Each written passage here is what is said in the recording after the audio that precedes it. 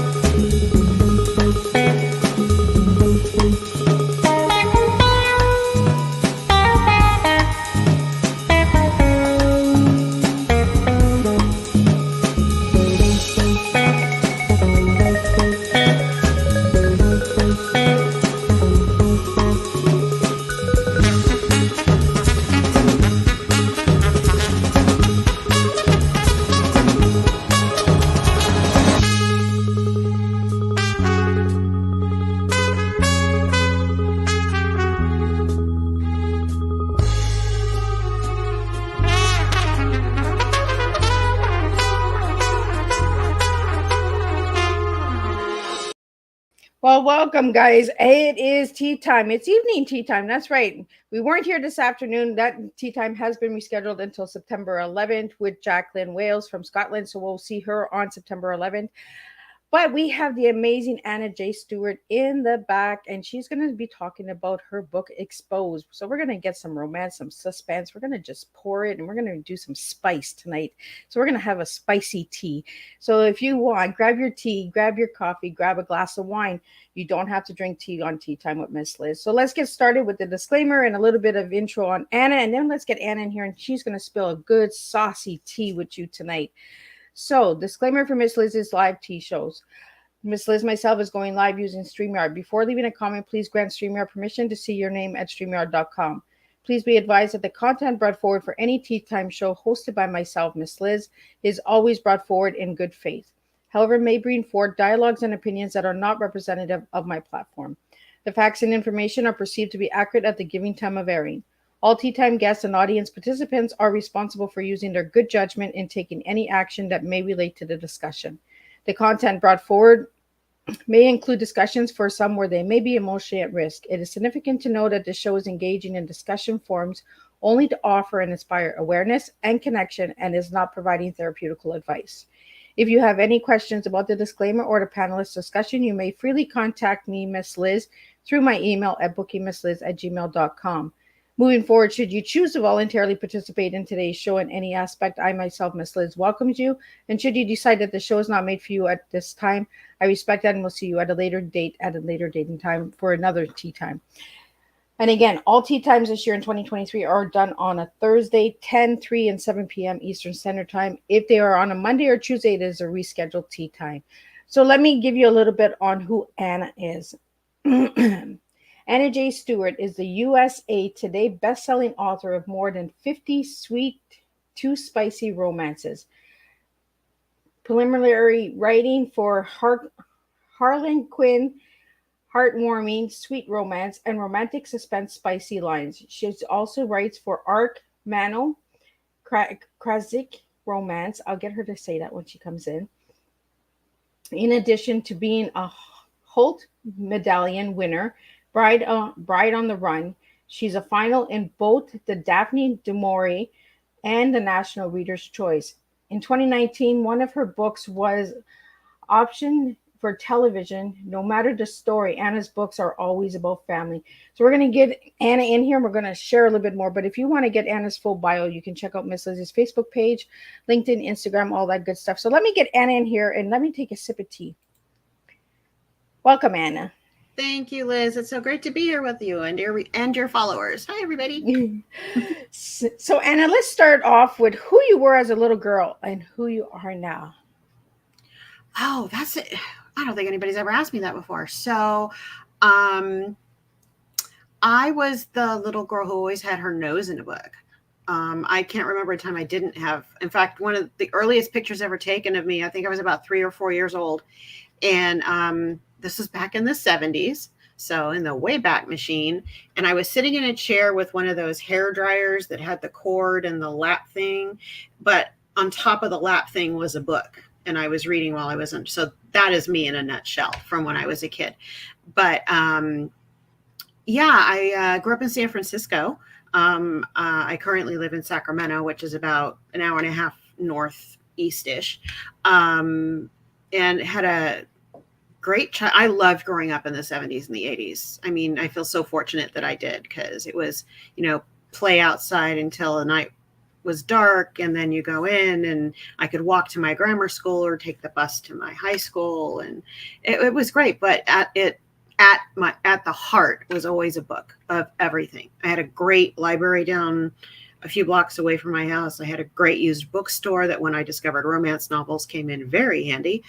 And I grew up in kind of a small town neighborhood in the Sunset District on Irving Street. For those familiar with San Francisco, you'd be very familiar with that, although it's completely different now. That was me as a little girl, out and skateboarding and roller skating. There were no roller blades in the 70s and 80s. With a book in my hand usually. Yeah, it was fun back then, because when the lights came on, we knew we had to get our butts home, right? Like, it was lights are on, okay, time to go home. Exactly. Miss those days. Like, we used to really, just get outside and socialize and connect with people. So what age did you start writing your own books? Oh, well, I discovered writing in high school. And it was by accident. A group of friends had started writing what now we would call fan fiction. So it was like mini romances featuring our favorite rock stars. Everybody else outgrew it, and I didn't. It was like some kind of drug for me. I was a horrible student, because all I wanted to do was read and write these stories. And shortly thereafter I started writing these stories, I discovered romance novels. Somebody gave me one to read, and then I'm like, well, that's just it. I mean, there wasn't any other. I took a lot of paths around trying to find something else until I came full circle right back around to romances.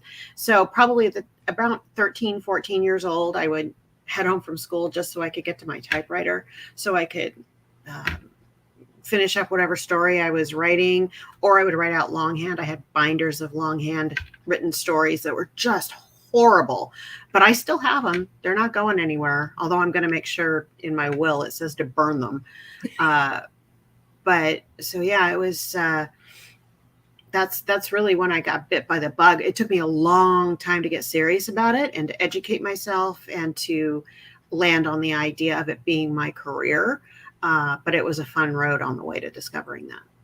Well, you have like over 50 books. So yeah. How old were you when your first book came out? Let's see. So it was 2014. So I was 44. Oh. Yeah. Took me quite a while. Yeah. Wow. Well, and originally my dream was to publish in paranormal romance. And I'm somebody who I wanted traditional publishing. I'm not built for indie publishing. That takes so much freaking work, and in areas I'm not necessarily good at. So traditional publishing was always the route I wanted to take. And when it wasn't going to happen with paranormal romance, my agent at the time said, "What else do you have?" And I had a really old contemporary romance that was actually the first book I ever finished. And she said, "Okay, let's rework this and take it out on submission." And eventually, in a couple of months, I did that. And then I sold that book, and at the same time sold a novella to Harlequin. So I took that as a sign of, okay, let's go ahead with the contemporary romance. That seems to be what's going to work. So what's the difference, Anna, between the traditional and the indie? Well, traditional, I'm working with a traditional publisher, a New York publisher. Canadian, actually. Harlequin is primarily based in Toronto and in New York. But that's where, you're submitting to an editor, hoping that they're going to like your work and that they'll buy your work and then that they'll publish your work. So you're working with that editor one-on-one to get that book polished and then out on the shelves. So it's a whole process working with a traditional editor at a traditional publishing house. You let go of a lot of control that way. I don't have really any say over covers or back cover copy. They do all the stuff that I kind of don't know how to do. I'm technologically challenged. So, yeah. So indie authors, on the other hand, they write the book, they hire their own editor, they hire their own cover designer, they write their own back cover copy blurb. They format it. They can either hire it out or they do it themselves. So a lot of the stuff that, or most of the stuff that the traditional publisher would take on, indie authors are doing on their own. Now, that said, traditional or indie promotional comes down to the same thing. It's always the author's responsibility until you get up to a huge level of success. And then the publisher kind of takes that over, or at least subsidizes the publicity that's done for the book. But aside from the publicity and the promo, I'm going to take my glasses off. I'm seeing a reflection. Promo comes down to the author. Indie, everything comes down to the author. Traditional, you hand all that off to the publishing house. Wow. So for all the listeners out there now, they know the difference, right? Because yeah, you know, there's so many different types of publishing. There's so many different types of editing and copywriting, and that goes into books that a lot of us don't know. Like a lot of people who don't write wouldn't notice. And then if they want to write a book, I always try to get that information out there so that they know the differences, that they can go the different avenues, right? The different paths. Yeah. Absolutely. And when I first started, indie was, when I got serious about writing, indie was just starting to take off. And I have a couple of really good friends who hit that sweet spot and just made a huge name for themselves out of the gate, right when the indie market was really just shooting into the stratosphere. But there again, I also saw how hard they were working. And I'm like, I just want to write the book and hand it off. Literally, that's all I want to do. Everything else I have to do, which the promo stuff, that's a different animal. But write the book, hand it off. Somebody edits it, hands it back to me. I take care of the edits. I give it back to them, and then it's all in their hands, and I go on to the next project, which is how I'm able to write as many books as I have since 2014. So, Anna, what got you into the romance genre? Picking up that first romance book. It was a total accident. I think it was freshman or sophomore year in high school. I was reading adult books way young. I picked up my first Stephen King book when I was 8. So there was no YA books in the 70s and early 80s. Yeah. So it was like Dick and Jane Run Home, or it was, Stephen King. So I had Carrie and Firestarter and Christine under my belt before I was 10, and I was starting to run out of things to read. And we were taking a standardized test in high school at one point in freshman year, and I had forgotten to bring a book from home. And a friend of mine had an extra romance novel, and she said, "Here, why don't you just read this?" And it was by Nora Roberts, and it was Silhouette Intimate Moments, number 96. I still have the book. I even got the book signed when I finally met her. And I read that book and went, I need to know how to do this. I loved, and this particular one had some suspense in it. It had some mystery, had a little bit of spice in it, and it was a happily ever after. And I'm like, well, these are the kind of movies I've always liked. And I don't mean romantic comedies. I mean like adventure, romance.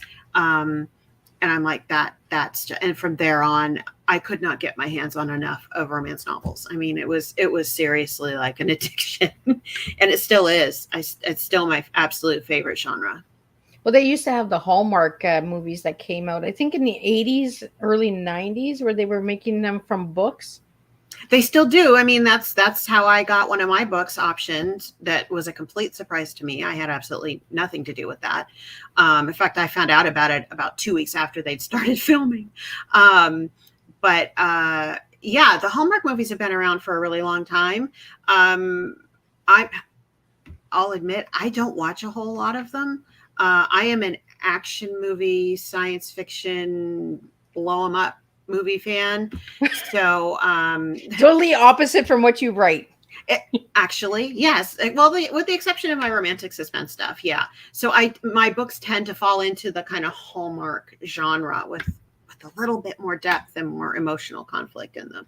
But it is what it is. So you say spicy and suspense. So like, is there like a murder mystery, love story? Like, I do a little bit of everything in my suspense books. So there's usually a lot of excitement. I call them my roller coaster books because the plot line is kind of going like this. There's a ramp up of excitement, and there's a release and a drop, and then maybe we'll dive a little bit into the relationship, and then the excitement starts to ramp up again.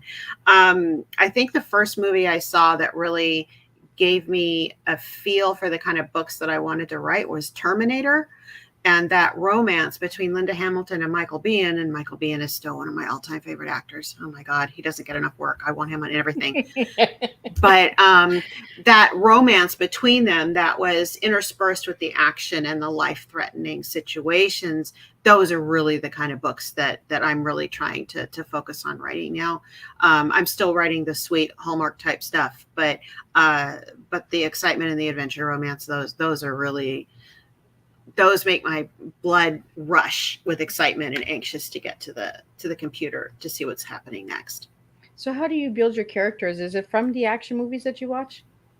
I think different situations inspire the characters. For example, my book Exposed, which actually I've got right here, it's out now. Book 2 will be out in November 21st. So my idea for this actually came from watching an episode of White Collar, which was a show that was on a number of years ago with Matt Bomer and Tim McKay. And it was about a con artist, art forger who teams up with an FBI agent to solve crimes.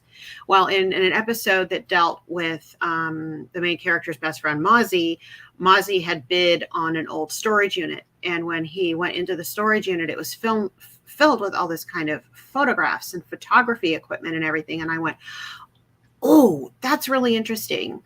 And from there, I come up with the idea that really kickstarted Exposed, which was a female photographer. She works as a paparazzi in Hollywood, and her side hustle, her kind of art projects, is that she collects old undeveloped film, and she gets them from antique dealers or from old storage units.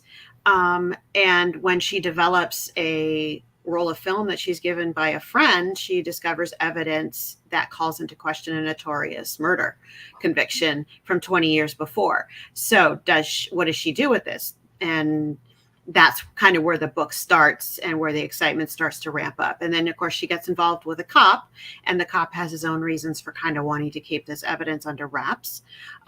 So we got a little conflict going there, and the sparks fly between them, of course, because you need a little, romance and heating things up as the story's moving along. So, and this will be the first in 5 books. I've got 5 different heroines who are going to be leading the way. And you meet all of the heroines in book 1. And it's kind of like a women's murder club situation where they all kind of join forces to try to solve the mystery that is unlocked when this film is revealed. I kind of like it. It was fun to write. There's any murder mystery clubs out there, right, that we could join? I know, right? Yeah. Now, the cover is called the cover of your book is Exposed. So do you want to explain a little bit about the cover and how you got the name and all of that good stuff? Well, fortunately with these books, I've been really lucky. I'm terrible with titles. You can ask my editor at Harlequin. I mean, she asked me for title suggestions and I'm like, you're not going to like anything I come up with. It's just not going to work. But with this, Exposed, it's in all of these books so far. I've written the first 2. I'm starting the 3rd one pretty soon. But the titles have always more than one meaning. So Exposed not only refers to her work as a photographer when she's developing film in her darkroom, which she does old-fashionedly, as well as working on the computer for digital photography. But her first love is film photography, which needs to be exposed in order to be developed. And then she's also exposing some Hollywood secrets that a lot of people have a vested interest in keeping quiet. So as each of the book progresses, it's interesting how often the title manages to fit into whatever situation I've written. The second book is called Vanished, and it deals with missing women. And the heroine of that book, her sister went missing 8 years ago. She vanished. Nobody knows what happened to her. And so pulling that in. So those are really what the titles with the titles. And I'm not going to tell you book 3 yet because it kind of exposes the outcome of book 2. So I'll announce the 3rd book as soon as book 2 hits the shelves. Well, and I think it's really incredible the way that you expose it, the pictures, and I would have never thought of that, like you go down, you go into the sheds and the storage units and all that. You buy these old storage units that are auctioned and all that. Right. I never would have thought like you could buy, like get picture films and all that you could develop, right? That you just never know what you would find. Exactly. And I think this is where having a writer's mind is both challenging and exciting, because you never know where your thoughts are going to take you. And people are always asking me, where do you get your ideas for your stories? I literally do not know. I never know what's going to trigger an idea, but I've got tons of notebooks filled with different ideas that I've gotten at different times from different, usually when it's watching television shows or TV movies or movies, mainly because I see something that I'm like, oh, I wonder what I could do with that. Or I wonder how I could flip that on its head and do something different. That's usually what happens. So the cover of your book, who designed the cover? So the cover was designed by our Authors on a Dime, located at authorsonadime.com. The cover artist is actually a best-selling author in her own right. Her best known pen name is Abigail Owen. She does amazing paranormal romances, and she's got a YA series right now that is unbelievably good. Almost made me want to write a YA book. That's how good that book is. Pretty much what she asks is just a general idea of what the story's about and if I have any ideas for a cover. Now, I'm used to just filling out a quick sheet, or not quick, but a sheet for my publisher, sending it off, and then they come up with whatever ideas they think fit. But this was more involved process, which was really fun. It was really the first time I got to have really a say in what the cover does, because it's my idea, and this is where Arc Manor, and it's Caezik romance, by the way, Caezik, Caezik, and it's their romance line, and they're usually a science fiction and fantasy publisher, but they're branching out into romance. So one of the great things that the publisher Shahid said was he agreed to let me hire my own cover designer, and I had worked with Abigail on some other projects, and I went to her and we worked through it, and she came up with about 3 or 4 different ideas. Ironically, this was not the one I liked the best. This is the one my editor liked the best. And she said it was mainly because she hadn't seen anything like it before. So I knew we wanted to do the title in something that looked like crime scene tape. And we knew we wanted to put the series name on there. And then I knew I wanted a woman with a camera. And usually in a romantic suspense, you'll see a couple. But she really couldn't find any pictures that were impactful enough that really conveyed the feel of the story. But when she showed me this picture and we tweaked it a little bit, and I looked at it and I went, that's really cool. Because she carries kind of a backpack thing, and the camera's front and center. And that's really what I wanted focus on, because photography and imagery is really a big part of this book. So, and then it's the skyline of Los Angeles in the background, because it does take place in Hollywood, which gives me a whole bunch of things to play off of. And the colors are like really saucy, like they're like, like a nice flow. Yeah, and we've got this lighting effect. I don't think it necessarily comes through, but there's kind of like this zooming effect. And Vanish, which I haven't gotten the print copies of those yet, but it's blue. Blue is the main, blue and yellow are the main colors. And then the 3rd book, it's more of a blood red with the darker colors. So we're keeping the same feel for all of the books, so that you would look at them in a row and you would know that they're all connected. And that was very purposely done. So Anna, out of all of the books that you've written, do they have the same color pattern in them, or are they all different? Oh, no, they're all different. Like I said, I don't have any control over what Harlequin decides to put on the cover of my book. Like I said, I fill out what's called an art fact sheet. So it's about a 6-page drop down form that I fill out online. It usually takes me anywhere from an hour to 2 hours to fill it out, where I give all the details of the book, all the imagery, any important images that I think that I can pull from the story that would make a great cover shot. And then I hand it off. And then the next thing I know about it is when they have finished the cover and I get a picture of it. So, really the Red Lily books are the first ones that I've had any control over the cover. And they're all different. In fact, here, I'll show you. This is my upcoming release for Heartwarming. This is my sweet romance. That means no sex on the page. That's how I define sweet. I know other people define it otherwise, but it's sweet. But you can tell that this is very different. And this is the same publisher for these two books. This is my Romantic Suspense. Oh. So, and they both come out on the same day. They both come out on the 26th of September.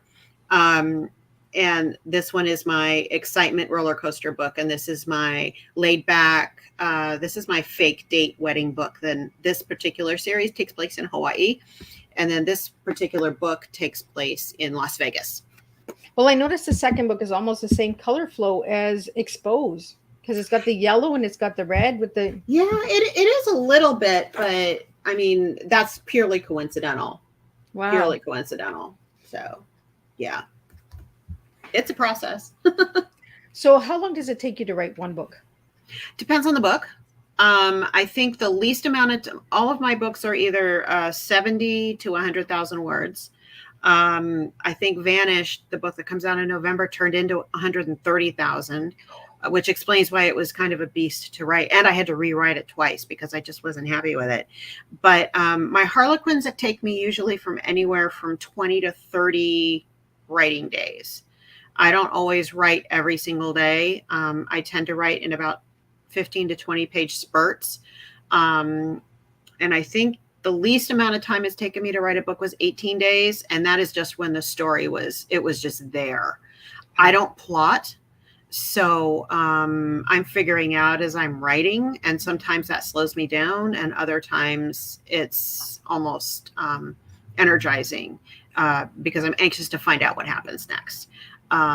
So yeah, I would say average 25 to 30 days to write a 70,000 page book.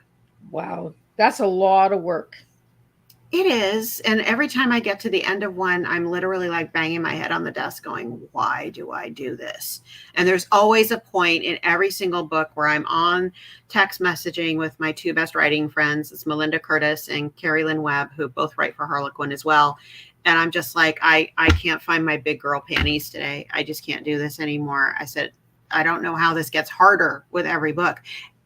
And then I get over that hump and we get to the end and I'm on to the next book. And it's just like, I imagine that's kind of like how a lot of people feel about childbirth. You know, they don't necessarily remember it because they've got the baby. My mother always says she never remembers the childbirth part of it.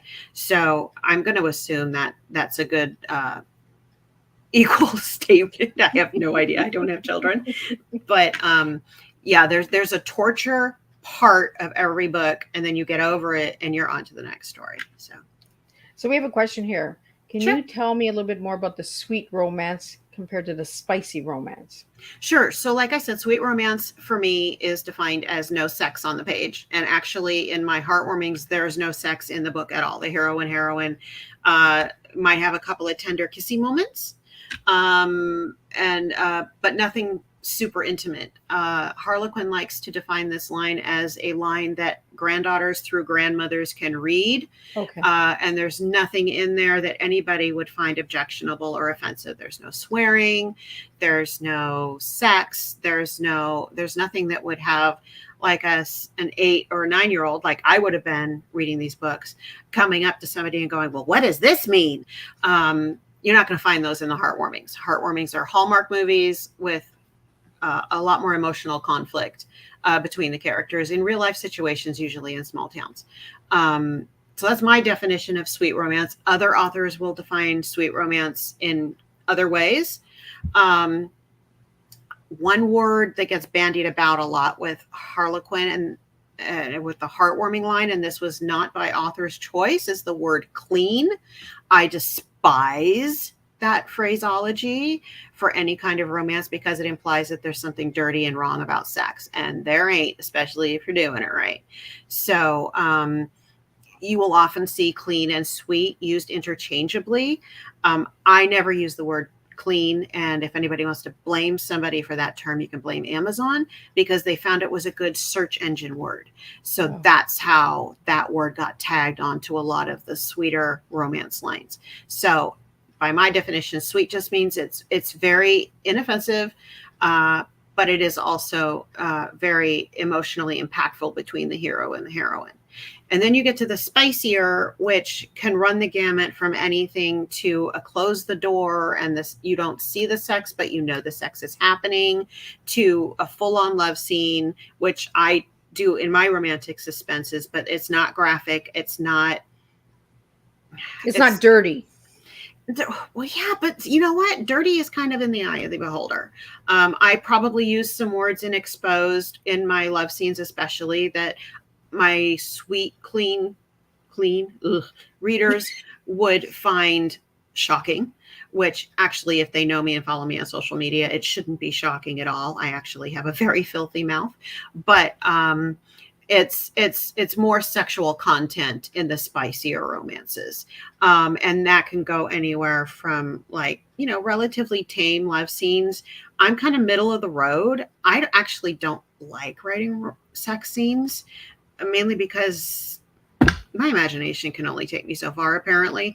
But, and then that goes all the way up, and then you get into erotica, and erotica is its whole other division of romance that I do not write. I also don't read it, so I'm not really qualified to speak as to the details about that particular thing. But erotica is like the super, super spicy, blushing, just thinking about it kind of sexual content in those books.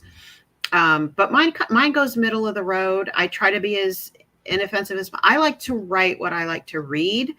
And sure, I like sex in my books because I think sex between the hero and the heroine often intensifies the situation that they're in. And if it complicates the situation that they're in, it gives me a lot more to work with the story. So, so that's the difference. I hope that answered the question, the difference between the sweet and the spicy. Interesting too, Anna, that you mentioned that, because we don't talk about clean, you know, I just saying that word. It's disgusting, isn't it? Right. It's like, it shouldn't be a dirty thing. And if we're teaching children that sex is dirty, we're not teaching them proper intimacy, you know, the relationship, the connection, the building, the bond. Like, you know, there's so much dirt out there that they're changing the graphics of it, so it's not enjoyable anymore. Right. And it's also, and what bothers me about that whole thing is, if you're so worried about that, then the children really aren't learning what they do need to learn, which is what is offensive and what is wrong. Because if all sex is wrong, I mean, it opens a whole can of worms. And I'll say this, reading romances from the time I was 12 and 13 years old, and I went to a Catholic high school. I went to Catholic school my entire education until college. Number one, I got a great sex education in my high school. Presentation High School had a mandatory 6-month sex education program when we were freshmen. And it was, I mean, you learned everything, taught by a nun, which just cracks me up. But it gave me such a grounded place to come from when I discovered romance novels, because what I learned about romance novels was all about respect. And respect is tantamount, as far as I'm concerned, in romance novels. There has to be a mutual respect between the hero and the heroine, however that plays out, either physically or emotionally. So when you get appropriate sexual content and the knowledge that the hero and the heroine respect each other and care about each other, that to me is it's the magic formula for a romance novel. So we have a question here. When you hear the word romance, what do you think, Anna? Well, my mind goes to like the classic romance couples, right? From movies mainly. I mean, my all-time favorite movie is The Adventures of Robin Hood with Errol Flynn and Olivia de Havilland. I have watched that movie hundreds of times, and I just find it so romantic because there was such respect between those two characters. There was a strong female character. I mean, that character of Maid Marian that Olivia de Havilland played was far beyond before her time. it always cracks me up because it kind of went a de-evolution after that with some characters on screen, right? But in that one, she stood up for herself. She stood up for what she believed in, and she found a man who was doing the exact same thing, but wanted to find a way for them to be together. So for me, that's the kind of relationship and romance that I'm always trying to create. It's the same thing with the Harvey Girls with Judy Garland and John Hodiak, which if you haven't seen that movie, it's just a delightful musical. It's so much fun. But it is, if you're ever looking to dissect what a romance actually is, that movie does it beat by beat by beat. I mean, it is a glorious lesson in the structure of romance. So when you ask me what I think of romance, I think of the classic Hollywood couples, the character couples, Han Solo and Princess Leia. I was 7 when Star Wars came out, and that became my North Star. That was, to me, my entree into storytelling, was watching that screen crawl in 1977 in that theater and seeing one of the first shots being a woman with a gun taking care of herself. I mean, so that to me is at the core of what romance means to me. And then we have a question here. What book was picked for the television show? It's called Recipe for... oh my God, what was it called? So the movie was Christmas Recipe for Romance, and the book is Recipe for Redemption. And it's the Heartwarming line. It's the second in my Butterfly Harbor series. I don't believe it's available in print unless you can find it on eBay. Heartwarmings don't tend to last very long in print, but they're always available in digital. And that one should be about $4.99. And what's funny about that, though, is they twisted a lot of that book on its head. It was not written as a Christmas story, but they made it into a Christmas story, which was great. And they kept a lot of my dialogue. They changed a lot of the exterior story.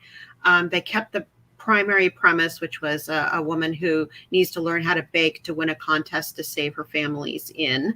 And the hero is a disgraced celebrity chef who's trying to rebuild his career. He's actually in town to hide, and then he ends up getting caught up in this whole thing. And it's just delightful. And they cast these adorable actors in this, Madeline Leon and Sebastian Sacco, both of whom I follow on social media, and they're just delightful. I got to meet them. I got to go up and visit the set. I even have a cameo in the movie. I'm the pink sweatered pie lady. And it was just a delightful experience. But I loved the book, which is a completely different animal than really the movie turned out to be. But it was, it was such a blessing because it was a dream for me, getting anything turned into something on film. Well, you just never know where your books will go, right? Where your stories will take you. Yeah, exactly. You have to have that imagination that, oh, this could be picked up. This could, so we don't want to make it, like the erotic sex, because you want a storyline there. Yeah. So is there any works in the future for future books to be turned into movies? Or Not that I know of. I have a couple of people on my list I'd love to send Exposed to, because I think it would make a fabulous TV series or TV movie. The way that I write, I always kind of see the stories like a film strip in my head. So I think my natural voice lends itself well to a story to be told on film. And I have a couple of actresses I'd love to send it to because, excuse me, I think I've got cat hair in my mouth because my cats are everywhere. But no, right now, and plus I'm not submitting it anywhere as long as the writer's strike is going on. I'm not a WGA member, but I stand in solidarity. So I'm not crossing that and trying to promote anything through Hollywood. I'll wait until things are settled and people are respected and paid what they deserve. I think it would be a good series because it's got a good saucy, I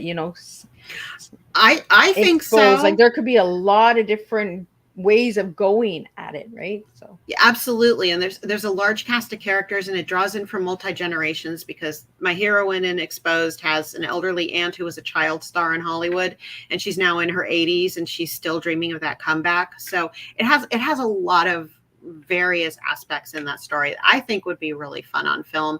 But you know what? I know tons of other books. I have read so many books that I just go, oh, that would make such a great movie. And I don't know why Hollywood doesn't come to authors more. I don't know why they don't, but they should, because they're such amazing. Instead of remaking the same movies over and over, especially look toward romance novels, because romance makes the world go round.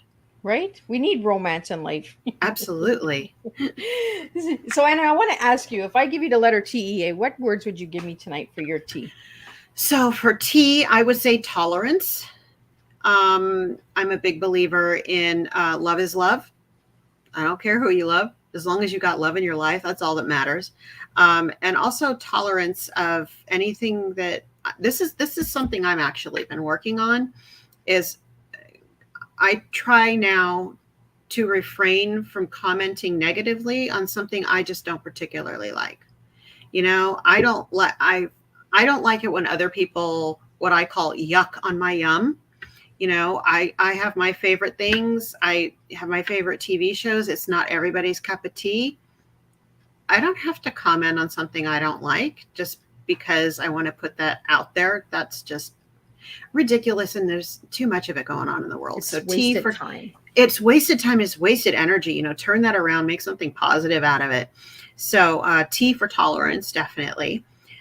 E is going to be for excitement. And I think that because I like that adrenaline rush that comes when I'm thinking about the next scene I get to write in a book. And I don't know how it's going to work itself out, and I can't wait to find out how it is. So that's really what drives me to get back to the computer when I'm in that flow of writing and getting the words on the page. And also looking to find a little bit of excitement in life that shakes things up a little bit. You know, I'm headed to Disneyland is one of my favorite places on earth, and my best friend and I go every couple of years. We just booked our trip for next May. This is how far in advance we plan. And there are 2 rides I've always chickened out on going on. And I think this is the year I'm just going to say, you know what? I'm old enough now. Let's conquer these last 2 fears and just get on this ride and do it. And it's an excitement burst that I'm looking forward to experiencing. And I think what I'm going to do, actually, at least with one of them, is put it on Facebook Live. So I'm recording myself while I'm doing it, because that'll actually push me to do it if I'm doing it in front of witnesses. So T for tolerance, E for excitement, and A for adventure. You know, that's what you get when you open a book. You don't know where the story is going to take you. Although the good thing about romance is you always know how it's going to end.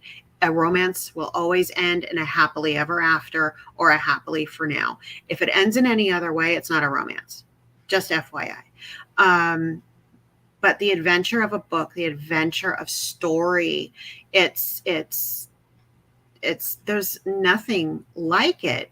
When you open a book, when I opened Carrie when I was 8 years old, Carrie by Stephen King, it was like falling into another person's imagination. And that's how I feel with every book that I open. You are falling into somebody's mind and the world that they've created. That's the same rush I get when I go to Disneyland, because you're stepping into what Walt Disney imagined that he wanted to leave the world. So yeah, tolerance, excitement, and adventure. I love it. It's a good cup of tea. And that's Excellent. how we do it here. We serve tea in a different way. You know, there's a different flow, and it explains a lot of your storytelling as well, you know, your books. And that's what I told you before we went live was, you know, your tea will just flow your way. I can't tell you guys how your tea is, because I don't know how your life is or the story behind this, you know. And like you Right. said, it's not everyone's cup of tea. So, you know, I love when people say that, because I say it all the time. This list is not everyone's cup of tea. So for all the viewers and that, if you don't like the cup of tea, you know, there's always another different cup of tea that you can always watch. You know, Absolutely. that's how we move it along. We just, it's like you said, like, you know, not the yuck in my yum. You know, if you don't like Yeah. it, just slide over. Just step back and walk away. You know, you don't have to start a fight about it. It's okay. Right? You don't like it, just move on. Exactly. You know, I think that's a good lesson to teach everybody. You know, like if you don't enjoy the content or you don't enjoy what's being served, move along. There's Yes. another table. Go to another table. So I want to get into the one word that you gave me. I asked you one word to describe yourself, and you gave me obsessive. So I want to get into that word obsessive. Why that Sure. word? So I am I'm a very typical Gemini. I have 2 sides of my personality, but one side of my personality is when I find something that just clicks with me, I kind of go all in. I I have my favorite shows that I will watch over and over and over again, even to the point where I won't watch anything new just because my old ones bring me enough comfort. Um, and I think I just tend to grab hold of things and I don't let go of them. And for the most part, that tends to be interests and stuff like that. And I'm also very detail oriented if I'm taking on a project. Like I belong to a local romance group here in Sacramento, Northern California, Romance Writers. And I'm helping to plan their September in-person event. We're finally starting to get back to in-person events, which is great because I'm so sick of being online for everything. But I tend to get kind of tunnel vision, and when I see something, especially if I'm on deadline, which I am currently, I will look for anything to distract me from deadline. So procrastination is an art form. That probably should have been my word. But no, if I have my favorites, I've been a Wonder Woman fan since 1978. I've been a Princess Leia obsessive since I was, 7 years old in 1977. So all of those things, once they sink into my psyche, they're kind of there forever. Now you just went into psyche, so I want to jump into it because at the bottom of your bio here, it says that your TV addiction or rewatching her all-time favorite shows Supernatural. So that's like Yeah. this. So what is it about the Supernatural? Oh, we need a whole other podcast just for Supernatural. So, you just went into something that. Oh man! So Supernatural. First and foremost, I don't like horror movies. I love horror books. I don't care for horror movies, and I think it's mainly because horror movies, they're just in your face, right? And I think Supernatural gets a bad rap for being a horror show. It's not. It has elements of horror, but at its core, Supernatural is about family. It's about two brothers who are working through their way through the world, hunting monsters, saving people, and who they find along the way. They build their own family along the way. It starts off with them going to search for their father who's gone missing on a hunt meaning they're hunting supernatural creatures. And it was on for 15 years. And I know I am not the only person I definitely know I'm not the only person who fell in love with this show, because there are conventions where all of the actors show up, and I've been to a number of them. It's just, there is such a family vibe around Supernatural, and the main stars, Jensen Ackles and Jared Padalecki, and also Misha Collins, and Jim Beaver, who played Bobby, and all of these people are people you think because Supernatural has become so ingrained in so many fans' lives. But I think it is absolutely the fact that family is all that matters. And that's what my books are about. All of my books are always about family, whether it's a circle of friends or whether it's an actual blood-related family. And I think that's why Supernatural struck such a chord with me. And also because after I went to my first convention, I think they'd been on for 2 or 3 years, when my best friend and I went to a convention down in Los Angeles, we met the main actors. And I mean, it wasn't like it was like a one-on-one actor, but we saw them in person and we saw how they are in real life. And they are two of the nicest, most generous, humble men I think exist in the industry. So who they really are in real life versus who their characters are on this show versus what the show is truly about. It was just, for me, it's a trifecta of obsessiveness. And it's, I love them to death. And ironically, we're filming this on the day where the cast and crew are actually walking the picket lines for the SAG and WGA strike. The entire cast and crew are down there, right? I think they're probably done by now, but they've been marching all day. And it's just, they're just great people, and it translates on the screen. And for those who haven't seen the show, I highly recommend it. Yes, it's a little bit spooky. Watch it with the lights on. I think there's only 2 episodes I can't watch again, and one had to do with clowns, which I think a lot of people can relate to that. But it's just delightful, and I don't mean delightful in a happy-go-lucky way, but it's delightful in that it brings comfort to the people who watch it because you feel like you're part of a family. I want to bring up something that you just mentioned, Anna. You talk about family and you talk about meeting, actors and that in person. People have this perception that actors are different. They're like gods, or they have a different life. They're human beings too, And I try to get this across all of my podcasts that celebrities are people. They have Mhm. hearts too. They have lives too. They have their own struggles.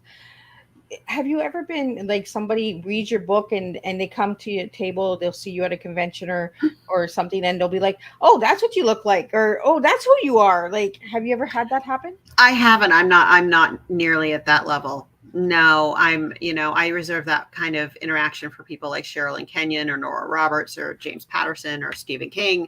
But no, I have yet to have anybody come up to me and recognize me as an author. That's a ways in the future. That's in If the at all. supernatural If at all. supernatural series the new series that's gonna come out. Yeah, really? Yeah, that would be great. Or I'd be happy to write a supernatural book if anybody out there is listening. I know they're doing novelizations, or at least they were at one time. That would be a dream to be able to write a supernatural novel. So have you ever done any screenwriting or anything like that?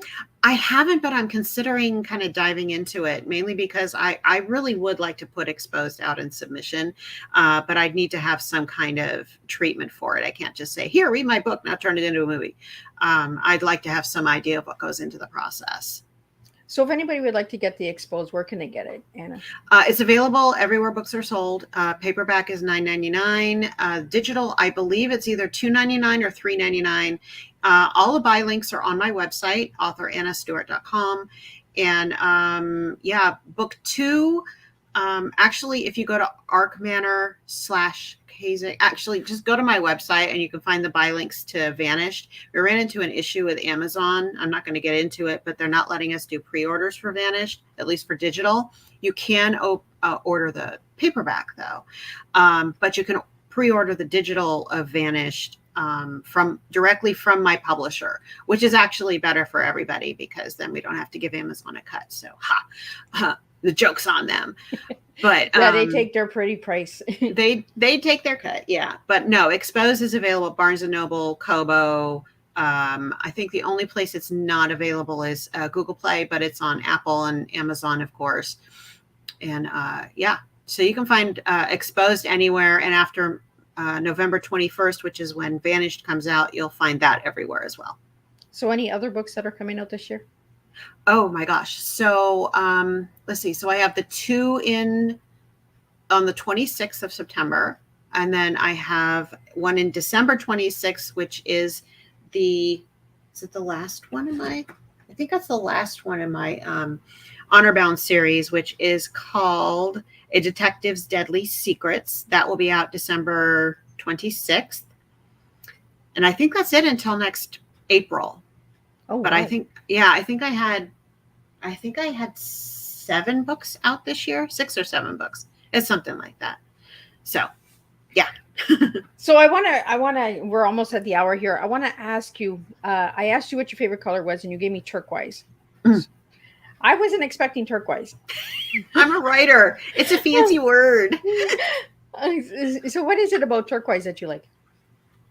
I think it's because it's just it's a distinctive color of blue and green kind of. It's a very natural color. I always think when I think of my favorite colors, I think of a peacock. And then I think of one of my favorite Disney movies, Encanto, that explosion of color, those dark, rich pinks, those dark, rich blues, and all of that kind of thing. Those are the kind of colors that they just inspire me and they make me happy. So, and turquoise, I don't necessarily like turquoise jewelry, but the color itself, if I can like set a theme to a color, it is usually within the turquoise, teal blue range.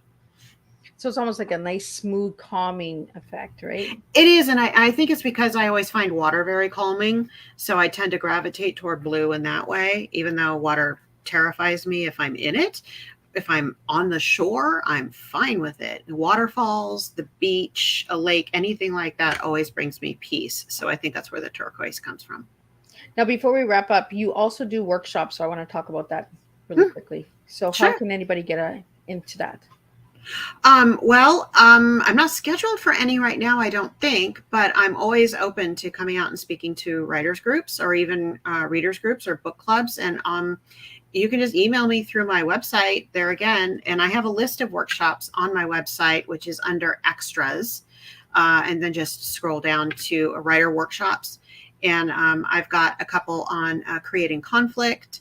My favorite workshop to give is actually one on character motivation and addressing why your characters act the way that they do. I'm a big believer in that. Whenever I'm watching a new show, that's how you sell me on a character, is convince me why they're acting the way that they are. And if you haven't convinced me of that, I'm not going to get behind the character. So I created a workshop specifically around that. Awesome. We don't even talk about the characters like that are in books or in movies or shows, right? We just like turn the show on and then poof. But that's an interesting fact there, because I'm like that too. I'm like, well, why is that person doing that? Like, why did they pick that actor or actress? Like, is it the body size? Is it the mindset? Is it the voice? Like. Yeah. And with character in particular on TV shows, like we're currently rewatching Bosch, which is one of my absolute favorite shows. And I think this is the 4th or 5th time we've watched it all the way through. And I find him such an admirable character. I might not always agree with how he acts or what he does, but his motto is everyone matters or no one matters. And that is something I can get behind. And as long as he sticks to that motto, he's got me sold 100%. And I believe it's the same way in the books. I'm just starting the books now. I just finally found the first one in print at Barnes & Noble. So I'm hoping to start that this weekend. But so I'm anxious to see if how the books relate to the TV series. But those are the kind of characters I really like. And those are the kind of characters I try to create. And how many series do you have? Oh my God. So I've got the Butterfly Harbor series, which is 12 books, and that is a complete series. The last one came out last year. That's sweet romance, and it takes place in a town inspired by Pacific Grove, California, which is just down the road from Monterey. And then I have the Honor Bound series, which is my Romantic Suspense series. And that will be 8 books long. The 8th book comes out in December, and that's about a group of friends in various aspects of law enforcement. I've got my Hawaii series, which book 2 is the one coming out in August, the surprise wedding. That will be 6 books so far, and I've got ideas for more, even though I swore I wouldn't write another series longer than 6, but I've got more characters who are popping up. I've got the Exposed series, or the Red Lily series, so that's 4 so far. I also write sweet romance Christmas stories for Christmas Town, and we have 9 collections so far, and those are box sets written by multiple authors, and we've had pretty much the same authors almost all the way through. And our new set, which is Lights, Camera, Christmas Town, where a movie comes to film in Christmas Town, and that will be out on October 10th. So I do have another October release. I forgot about that one. And those that was my first sale to Harlequin, actually, was a novella in Christmas Actually that my friend Melinda Curtis was putting together, and asked me if I wanted to pitch it to Harlequin, and it ended up being my first sale. So we've taken that trilogy and morphed it into multiple box sets with different themes and different authors, all of whom write for Harlequin Heartwarming. And again, you can find all of those on my website. And then let's see what else. Oh, I also write for the Blackwell series, which there are 5 authors, and we each write 1 book in this series. And we're just now writing the series that will be out next year, but we've got 3 series so far. There's the Blackwell brothers, there's the Blackwell sisters, and there's I forgot what the 3rd series is called, but the 4th series is going to be the Blackwell Bells. And let's see what else. Oh, and I also write for the Colton Continuity series for Harlequin's Romantic Suspense. And that is where they pull 12 authors in and have them each take a book that's written in a series that Harlequin has created. So I'll be book 8 next year And I love, love, love how that book turned out. And it was one of the ones that I plotted out a lot more than I usually do. And I was just so happy with the way it turned out because it took so many twists I didn't expect. So I think that's about 6 or 7 series. And I'm probably missing something. Oh, I've got my Nemesis File series, which is 3 books. And that's kind of light romantic suspense. So I bet you're really sorry you asked me that question right about now, because I'm looking back and seeing I've also got the Sea Last Bay series. And I actually did publish a trilogy of paranormal short stories. It's 3 novellas, 4 if you include the extra one that I wrote. So I did get to write some paranormal that I absolutely loved doing, but I think I'm really finding that romantic suspense and thrillers, possibly with a little bit of horror, is really where I'm headed. Awesome. Well, Anna, I want to really thank you for joining me on Tea Time tonight. It was a pleasure. And for anybody that's looking for books, Christmas time is coming. Grab a book. Yes. Get some romance. Like, stocking stuffers. Books are good. You just never know what you could put, because we get those big Christmas stockings now, not like little ones when we were kids, but we get the big ones now. So fill those up with books, get some reading in there. And again, Absolutely. Anna, I want to thank you so much for sitting and having tea with me. And I want to thank all the viewers and listeners out there. If you're listening to the Tea Time on a replay, push #replay. Let me know where you're tuning in from. If you'd like to see any of these Tea Times, check out Miss Liz's YouTube channel. Give it a quick subscribe, ring that bell, and you'll be notified when we go live with a new Tea Time. And Anna has wrapped up August, so we are jumping into September. We have 12 incredible guests that are coming in, and we will be adding 3 new countries that are not listed already on Miss Liz's Tea Times. So we'll be almost in 47 different countries, guest-wise. But we are 130 countries worldwide for Tea Time. And again, I want to thank everybody for tuning in and supporting Miss Liz. Without all of you guys, I cannot do what I'm doing. So again, check out Miss Liz's website, www.misslizsteatime.com, and check out the YouTube channel. Check out the podcast, Miss Liz's Tea Time. I'm all over. Give it a quick subscribe, give it a follow. And if any of these Tea Times resonate with you, please give them a share, because when you give a share, it's like giving a review for a book. You're actually pushing along the authors as well. So thank you again. And I will see everybody September 7th with 3 new guests, 3 new stories, and 3 new TEAs.